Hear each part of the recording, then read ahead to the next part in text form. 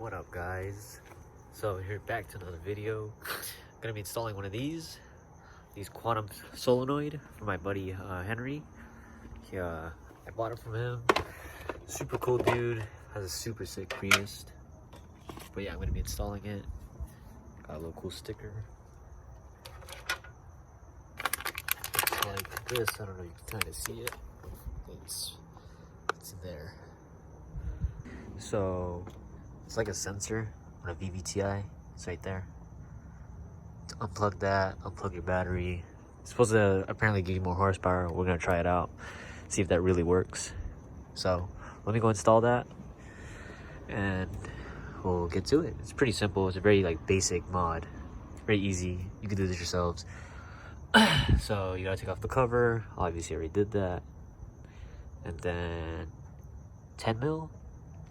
Unplug your car's battery and then go from there. And I'll be back.